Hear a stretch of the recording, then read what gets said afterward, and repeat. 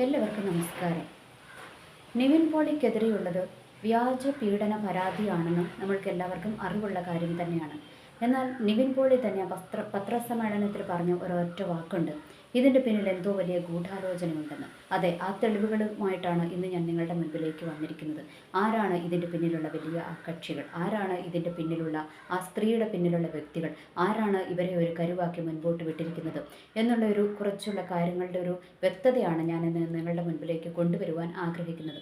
അതിൻ്റെ ഒന്നാമത്തെ കാര്യമായിട്ട് നമ്മൾ മനസ്സിലാക്കേണ്ട ഒരു കാര്യമുണ്ട്. ഈ സ്ത്രീയെ പറ്റി, അതായത് ഈ പീഡന പരാതി കൊടുത്ത സ്ത്രീയെ പറ്റിയുള്ള കാര്യങ്ങൾ നമ്മൾ മനസ്സിലാക്കണം. ഈ സ്ത്രീയുടെ ഹസ്ബൻഡ് ഒരു ഫോട്ടോ ഇട്ടിട്ടുണ്ട്. അദ്ദേഹത്തിൻ്റെ ഫേസ്ബുക്കിനകത്ത് ഇട്ടിരിക്കുന്ന ഒരു ഫോട്ടോയാണ് കഞ്ചാവില്ലെങ്കിൽ മത്തായിക്ക് മലരാണ് എന്ന് പറഞ്ഞൊരു കാര്യം ഇട്ടിട്ടുണ്ട്. അതായത് കഞ്ചാവ് കിട്ടിയില്ലെങ്കിലും മത്തായിക്ക് മലരാണെന്ന്. എന്ന് വെച്ചാൽ അന്ന് പുള്ളിക്ക് കഞ്ചാവ് കിട്ടിയില്ല, ആ ഒരു ബുദ്ധിമുട്ട് പുള്ളി അറിയിക്കുകയായിരുന്നു ആ പോസ്റ്റിലൂടെ. ഓക്കെ, അപ്പോൾ അതിൽ നിന്ന് തന്നെ നമ്മൾക്ക് മനസ്സിലാക്കാം ഇതൊരു കഞ്ചാവ് ഫാമിലാണ്, അതായത് ഇവർ കഞ്ചാവ് ഉപയോഗിക്കുന്ന വ്യക്തികളാണ് എന്ന് നമ്മൾക്ക് മനസ്സിലാക്കാം.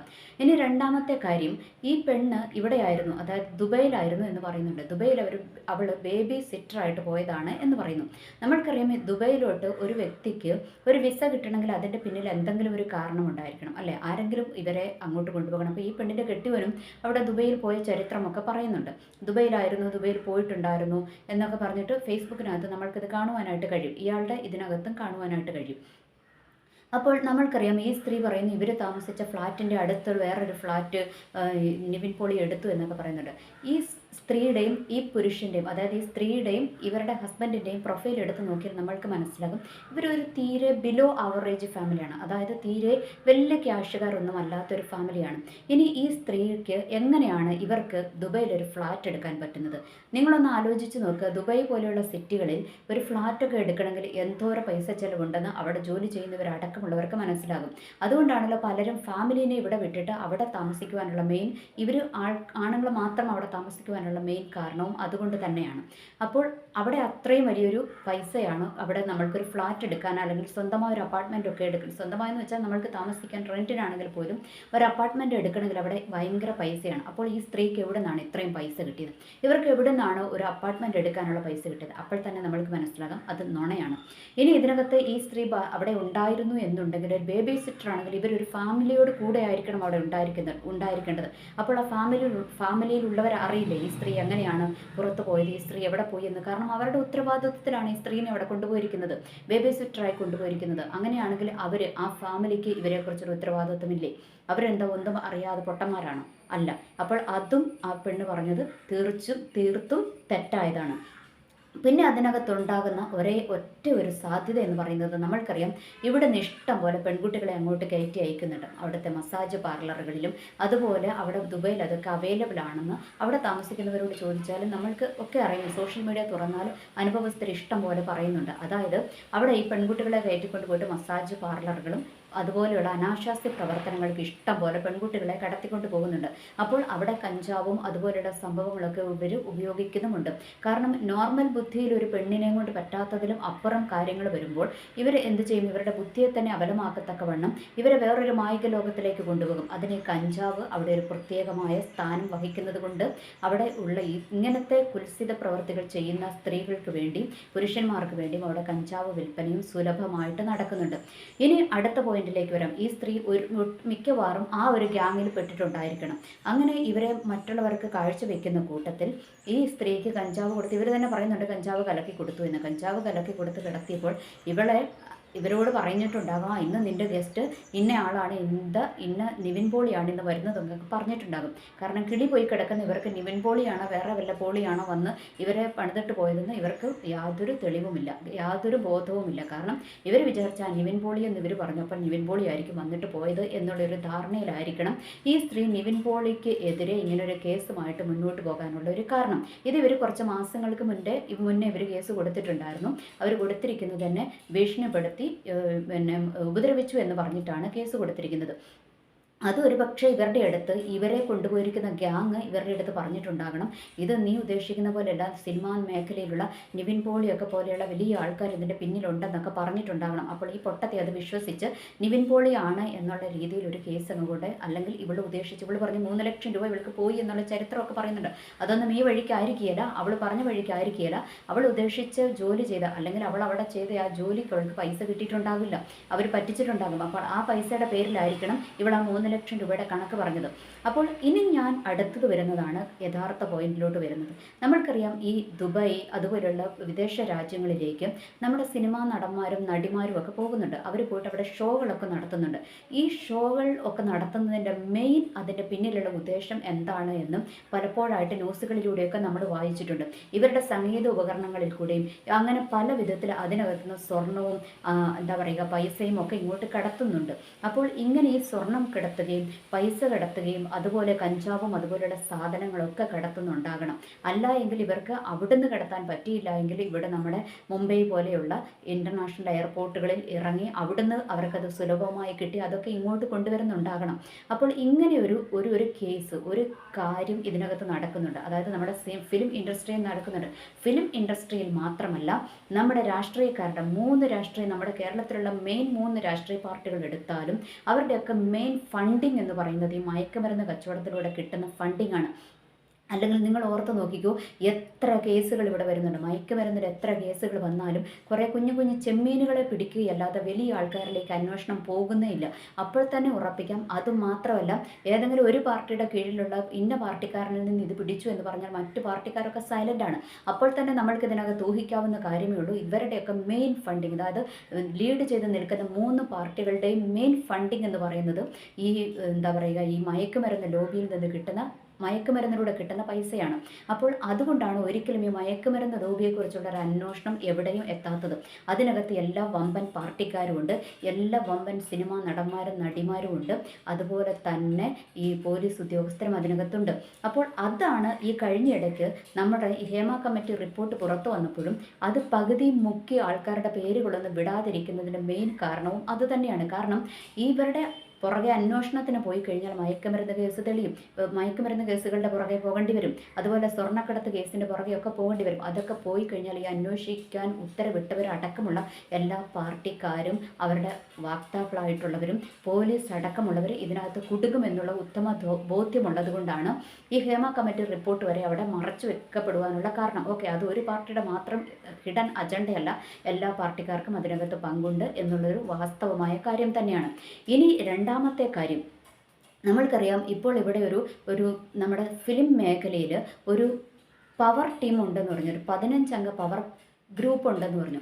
ഈ പവർ ഗ്രൂപ്പ് നമ്മൾ ഉദ്ദേശിക്കുന്ന ആൾക്കാരൊന്നുമല്ല. ഈ പവർ ഗ്രൂപ്പ് എന്ന് പറയുന്നവരുടെ മെയിൻ ലക്ഷ്യം, അവരാണ് ഈ സിനിമയിലെ പവർ ഗ്രൂപ്പ് എന്ന് പറഞ്ഞാൽ അവരാണ് ഈ സിനിമയ്ക്കകത്ത് മയക്കുമരുന്നുകളും ഇതുപോലെ എന്താ പറയുക ഈ കൂടിയ മയക്കുമരുന്നുകളുടെ സംഭവങ്ങൾ എല്ലാം അവിടെ വിൽപ്പന നടത്തുകയും അതിൻ്റെ എന്താ പറയുക വ്യാപാരങ്ങൾ ഇങ്ങനെ നിർബാധം തുടർന്നുകൊണ്ടിരിക്കുക. നമ്മൾക്കറിയാം, വേറൊരു സ്റ്റേറ്റിൽ നിന്ന് ഇങ്ങോട്ടൊക്കെ കഞ്ചാവ് കടത്തണമെങ്കിൽ ഒട്ടുമിക്ക പോലീസൊക്കെ പിടിക്കും, സാധാരണക്കാരെയൊക്കെ പിടിക്കും. പക്ഷേ ഇതുപോലെയുള്ള സിനിമ നടന്മാർക്കും നടിമാർക്കും ചെക്കിങ്ങുകളൊന്നും വരത്തില്ല.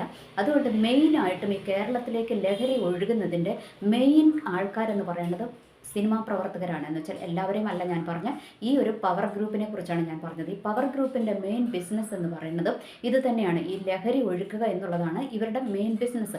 അതുകൊണ്ടാണ് ഇവർ സിനിമാ മേഖലയെ അടക്കി വാഴുന്നത്. കാരണം അതിനകത്ത് വമ്പൻ നിർമ്മാതാക്കൾ വരെ ഇതിനകത്ത് ഉണ്ട്. കാരണം ഇവർക്ക് ഫണ്ടിങ് കിട്ടുന്നതും ഇതേ ഗ്രൂപ്പിൽ നിന്നാണ്, അതായത് ഈ മയക്കുമരുന്ന് ലോബികളുടെ കയ്യിൽ നിന്നാണ്, ഇവരുടെ കയ്യിൽ നിന്നാണ് ഇവർക്ക് ഫണ്ടിങ് കിട്ടുന്നത്. അതുകൊണ്ടാണ് പലപ്പോഴും ഇവർ സൈലൻ്റ് ആകുന്നത്. അതുകൊണ്ടാണ് ഇവർ ഈ ഒരിടയ്ക്ക് ക്രിസ്ത്യൻ പള്ളികളിൽ ഈ മയക്കുമരുന്നിനെതിരെ ഭയങ്കര ശബ്ദമുയർന്നു. അവരൊരു പ്രത്യേക മതവിഭാഗത്തിനെയൊക്കെ വെച്ചാൽ പറഞ്ഞത്, അതിനോടൊന്നും യോജിക്കുന്നില്ല. കാരണം പ്രത്യേക മതവിഭാഗത്തിൽപ്പെട്ടവരൊന്നുമല്ല, എല്ലാ മതവിഭാഗത്തിൽപ്പെട്ടവരുമൊക്കെ ഇതിനകത്തുണ്ട്. അപ്പോൾ ഈ ക്രിസ്ത്യൻ മാനേജ്മെൻറ്റ് ഇതിനെതിരെ രംഗത്ത് വന്നപ്പോൾ അവരെ അടിച്ചു ഒതുക്കുവാൻ വേണ്ടിയിട്ട് കുറേ പരിപാടികൾ ഇവർ നടത്തി. കുറേ ബോധമില്ലാത്ത ആൾക്കാർ പിന്നെ അത് മതത്തിൻ്റെ പേരിലൊക്കെ ഏറ്റെടുത്തു. അതൊക്കെ പോട്ടെ, അങ്ങനെ ഇവർ അടിച്ചു ഒതുക്കി. അതുകൂടാതെ നമ്മൾക്കറിയാം ഈ 15 അംഗ പവർ ഗ്രൂപ്പിൻ്റെ നേതൃത്വത്തിലാണ് പിന്നെ ക്രിസ്ത്യൻ വിരുദ്ധ കുറേ പിക്ചറുകളുടെ കാലമായിരുന്നു. കുറേ സിനിമകൾ ഇങ്ങോട്ട് ഇറങ്ങി ക്രിസ്ത്യൻസിനെ അങ്ങ് മറ്റുള്ളവരുടെ മുൻപിൽ അങ്ങ് വലിച്ചു കീറത്തക്കമുള്ള കുറേ കാര്യങ്ങൾ നടത്തിക്കൊണ്ടേയിരുന്നു. അതിൻ്റെയൊക്കെ പിന്നിൽ പ്രവർത്തിച്ച കരങ്ങൾ ഈ മാഫിയ കരങ്ങളാണ്. അതായത് ഈ 15 അംഗ പവർ ഗ്രൂപ്പായ നമ്മുടെ മയക്കുമരുന്ന് ലോബികളാണ് ഇതിൻ്റെ പിന്നിൽ പ്രവർത്തിച്ചത്. ഓക്കെ, ഇനി അത് കഴിഞ്ഞ് വന്നു കഴിയുമ്പോൾ ഈ സിനിമാ നടന്മാരിലോട്ട് എത്തിക്കഴിയുമ്പോഴത്തേക്കും അതാണ് ഈ അൻവറിൻ്റെ കേസ് ഒരൊറ്റ ദിവസം കൊണ്ട് താന്നു. കാരണം എന്താണ്? അൻവർ ഉയർത്തിക്കൊണ്ട് MLA അൻവർ അദ്ദേഹം ഉയർത്തിക്കൊണ്ട് വന്ന കാര്യം ഇതായിരുന്നു, ഈ പോലീസ് ഉദ്യോഗസ്ഥർക്ക് വരെ സ്വർണ്ണക്കടത്തിൽ പങ്കുണ്ട്. ആ കേസ് അന്വേഷിച്ച് ചെന്ന് കഴിഞ്ഞാൽ അത് അവസാനം എത്തപ്പെടുന്ന മാഫിയ, അതായത് മയക്കുമരുന്ന് ലോബികളുടെ തലപ്പത്തോട്ടായിരിക്കും. ആ തലപ്പത്തോട്ട് പോയി കഴിഞ്ഞാൽ കളി കൈവിട്ടു പോകും. അതുകൊണ്ട് ഇവർ അൻവറിൻ്റെ ഒറ്റ ദിവസം കൊണ്ട് അൻവറിൻ്റെ കേസ് ഒതുക്കി. അത് ഒതുക്കി കഴിഞ്ഞപ്പോഴത്തേക്കുമാണ് അടുത്ത കേസായിട്ട് ആരെ കൊണ്ടുവന്നത്? നിവിൻ പോളിയെ കൊണ്ടുവന്നത്. ഇനി ഈ നിവിൻ പോളിയെ എന്തിനാണ് ഇവർ കൊണ്ടുവന്നത്? നിവിൻ പോളിയെ നമ്മൾക്കറിയാം, നിവിൻ പോളിയെ അറിയാവുന്നവർക്കൊക്കെ അറിയാം. അദ്ദേഹം ഒരു ഫാമിലി മാനാണ്, അതായത് കുടുംബത്തോട് ചേർന്ന് നിൽക്കുന്ന ഒരു വ്യക്തിയാണ്. അതുകൂടാതെ അദ്ദേഹം ഒരു എഞ്ചിനീയറാണ്. അപ്പോൾ ഈ പുള്ളിക്കൊന്നും ഒരിക്കലും ഈ മയക്കുമരുന്ന് ലോബികളുമായിട്ട് ഇദ്ദേഹം ഒരിക്കലും യോജിക്കത്തില്ല. അദ്ദേഹം മാത്രമല്ല, നിവിൻ പോളി, കുഞ്ചാക്കോ ബോബൻ, ടോവിനോ തോമസ്, അതുപോലെ തന്നെ നമ്മുടെ ആസിഫ് അലി, ഇതുപോലെയുള്ള ആൾക്കാരൊന്നും ഇതിനകത്ത് പെടത്തില്ല. ഈ യുവ നടന്മാരൊന്നും ഇവരുടെ ഈ ഗ്യാങ്ങിനകത്ത് പെടത്തില്ല. അപ്പോൾ അതുകൊണ്ട് ഇവരെന്ത് ചെയ്തു? അതിനകത്ത് നിന്ന് ഏറ്റവും വിഘടിച്ച് നിൽക്കുന്ന വ്യക്തികളാണ് വിനീത് ശ്രീനിവാസൻ, നമ്മുടെ മറ്റേ ധ്യാൻ ശ്രീനിവാസൻ, ഇവരൊക്കെ ഇതിനകത്ത് പെടും. ഏത് മറ്റേ നമ്മുടെ ഈ നിവിൻ പോളി ഒക്കെയുള്ള ഗ്യാങ്ങിനകത്ത്, അതായത് ഈ മയക്കുമരുന്ന് ലോബികളുമായിട്ട് ചേർന്ന് പോകാത്ത ഗ്യാങ്ങിൽ പെടുന്ന ആൾക്കാരുടെ പേരാണ് ഞാനിപ്പോൾ പറഞ്ഞത്. ഒത്തിരി പേരുണ്ട്. മെയിൻ ആയിട്ടുള്ള യുവ നടന്മാർ ഇവരാണ്. ഇവരൊന്നും ഇതിനകത്ത് പെടത്തില്ല. അപ്പോൾ അതുകൊണ്ട് നമ്മൾക്കറിയാം അവരെയൊക്കെ പരമാവധി ഇവർ ഒതുക്കി മാറ്റി നിർത്തുന്നുണ്ട്. അതിൽ ഇവർ ആദ്യം ടാർഗറ്റ് ചെയ്ത വ്യക്തിയായിരുന്നു കുഞ്ചാക്കോ ഭവൻ. അത് കഴിഞ്ഞ് പിന്നെ റിയൽ എസ്റ്റേറ്റ് ബിസിനസ്സിലൊക്കെ പോയി. അത് കഴിഞ്ഞ് പിന്നെ പുള്ളി കുറച്ച് കയറി വന്നു. അത് കഴിഞ്ഞപ്പോഴത്തേക്കും പിന്നെ കുഞ്ചാക്കോ ഭവനിൽ ഇവർക്ക് തെറ്റാനുള്ള കാരണം എന്താണെന്ന് വെച്ചാൽ, കുഞ്ചാക്കോ ഭവൻ ഒരു ഫിലിം ഫീൽഡുമായി ബന്ധമുള്ളൊരു വ്യക്തിയാണ്. ഒത്തിരി ആൾക്കാരുമായിട്ട്, അത് ഫിലിം ഫീൽഡിൽ ഒത്തിരി നല്ല ആൾക്കാരുണ്ട്, അവരുമായിട്ടൊക്കെ ബന്ധമുണ്ട്. അതുകൊണ്ട് കുഞ്ചാക്കോ ഭവൻ്റെ അടുത്തോട്ട് അധികം ഇവരുടെ കളി ഇറങ്ങിയില്ല.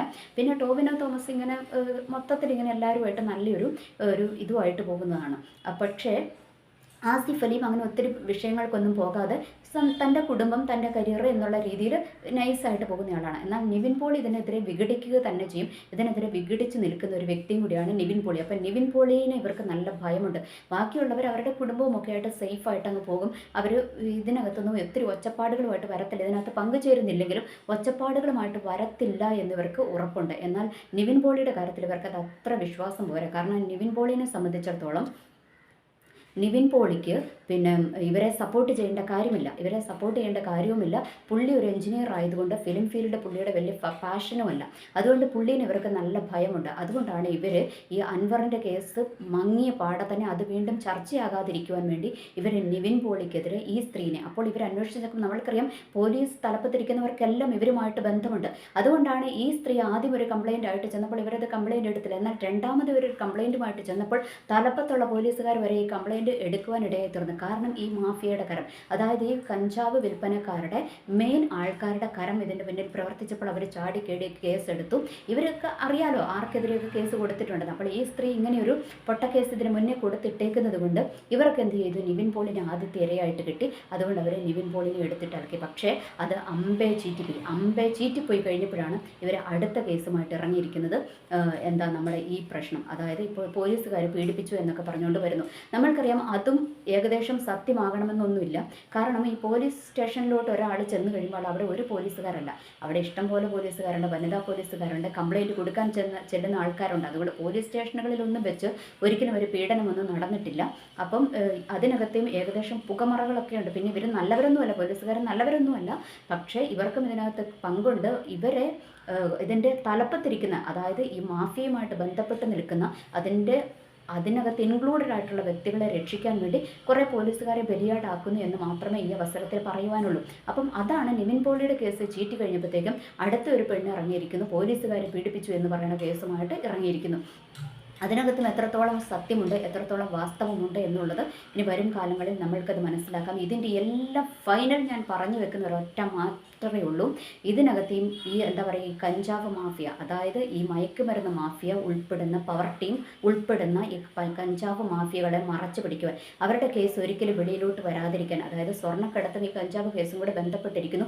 ഇത് രണ്ടും വെളിയിലോട്ട് വരാതിരിക്കുവാനുള്ള പുകമറകൾ മാത്രമാണ് ഇപ്പോൾ നടന്നുകൊണ്ടിരിക്കുന്നത്. ഈ രണ്ട് കേസുകളും ഒരു കാരണവശാലും ഏത് പാർട്ടി മാറി മാറി ഭരിച്ചാലും ഇത് വെളിയിലോട്ട് വരത്തില്ല.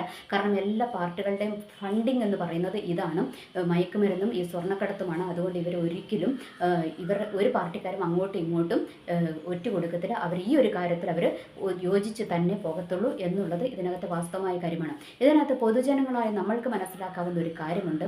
നമ്മളുടെ ഇനി വരുന്ന തലമുറകളെ അല്ലെങ്കിൽ നമ്മളുടെ കുടുംബത്തിലുള്ളവരെ സംരക്ഷിക്കാൻ ഒരൊറ്റ കാര്യമുള്ളൂ, നമ്മളും നമ്മളെ സൂക്ഷിക്കുക. ഇങ്ങനെയുള്ളവരുടെ കെണികളിൽ ചെന്ന് പെടാതിരിക്കുക. പ്രത്യേകിച്ച് സ്കൂളുകളിലോട്ട് അയക്കുന്ന കുഞ്ഞുങ്ങളൊക്കെ മടങ്ങി വരുമ്പോൾ ഡെയിലി അവരുടെ ബാഗുകളും കാര്യങ്ങളും ചെക്ക് ചെയ്യുക. ഇവരുടെ കൂടത്തെ നമ്മളൊന്ന് വല്ലപ്പോഴും ഒക്കെ ഇവരെ ഫോളോ ചെയ്ത് പോവുക. എങ്കിൽ മാത്രമേ ഇനി വരുന്ന ഒരു തലമുറയെ ഈ ഒരു വലിയ കെണിയിൽ നിന്നും രക്ഷപ്പെടുത്തുവാൻ നമ്മൾക്ക് കഴിയത്തുള്ളൂ. അത് മാത്രമേ ഇനി നമ്മളുടെ മുന്നിലുള്ള പോംവഴിയുള്ളൂ. അല്ലാതെ വേറൊരു മനുഷ്യ വ്യക്തികളും രക്ഷിക്കുവാൻ ഇറങ്ങി വരത്തില്ല. ഒരു രാഷ്ട്രീയ പാർട്ടികളും നമ്മളെ രക്ഷിക്കാൻ ഇറങ്ങി വരത്തില്ല എന്നുള്ളൊരു നഗ്നമായ സത്യം നിങ്ങളുടെ മുൻപിലേക്ക് വെച്ചുകൊണ്ട് നിങ്ങൾക്ക് ഏകദേശം കാര്യങ്ങളൊക്കെ മനസ്സിലായി എന്ന് വിശ്വസിക്കുന്നു. എനിവേ എല്ലാവർക്കും നല്ലൊരു ദിവസം ആശംസിക്കുന്നു. നന്ദി, നമസ്കാരം.